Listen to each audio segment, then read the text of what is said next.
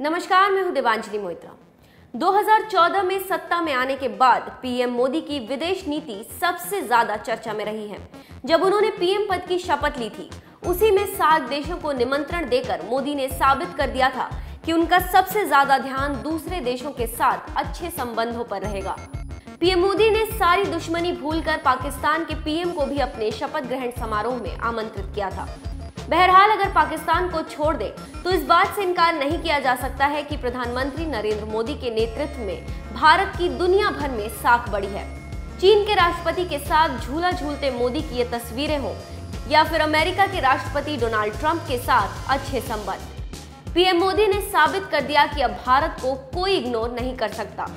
Israel जैसा देश, जहां अब तक भारत के प्रतिनिधि जाने से भी घबराया करते थे, वहां के राष्ट्रपति न सिर्फ पीएम मोदी के अच्छे दोस्त हैं, बल्कि भारत के साथ भी इजराइल के अच्छे संबंध हैं। किसी भी देश की विदेश नीति उसके पड़ोसी देशों के साथ संबंधों के जरिए ही जानी जाती है। पीएम मोदी जहां चीन जैसे ताकतवर देश को साधने में सफल रहे, तो वहीं मालदीव जैसा छोटा देश हमारे हाथ से निकल गया। चलिए अब आपको बताते हैं कि किस तरह से मोदी ने सत्ता में आने के बाद अपने पड़ोसी देशों को संभाला। शुरुआत मालदीव से ही करते हैं।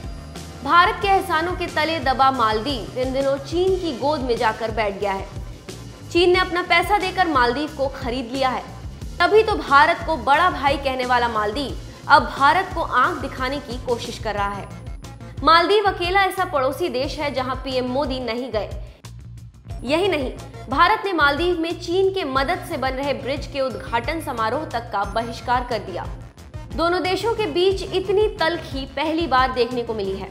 मालदीव ही नहीं, हिमालय की गोद में बसा भूटान भी भारत की मदद से अब तक पलता रहा है। भूटान में सड़क, पुल, अस्पताल बनाने से लेकर टेलीकम्युनिकेशन और हाइड्रो इलेक्ट्रिक प्रोजेक्ट तक भारत की मदद से तैयार हो रहे हैं।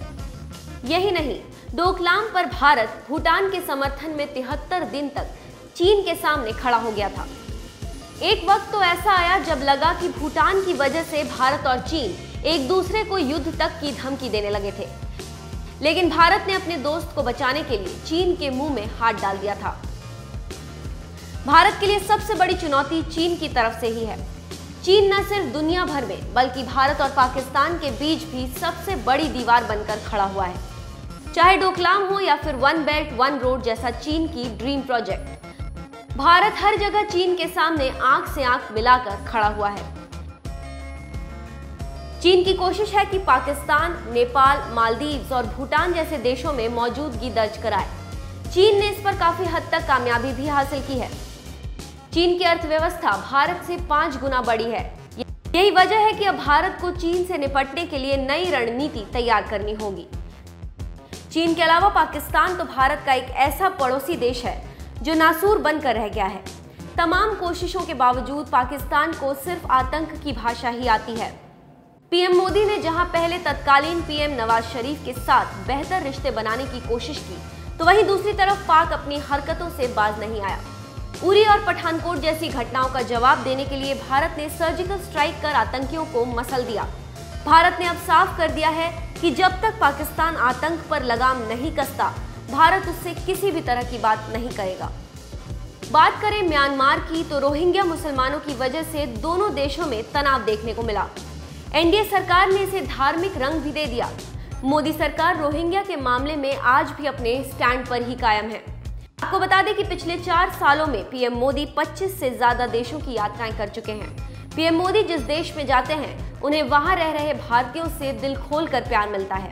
डोकलाम में चीन और पाकिस्तान को दुनिया में अलग थलग करने के बाद पीएम मोदी ने साबित कर दिया है कि वो दोस्तों के दोस्त हैं और अगर कोई दुश्मनी करता है तो ईंट का जवाब पत्थर से देना जानते हैं।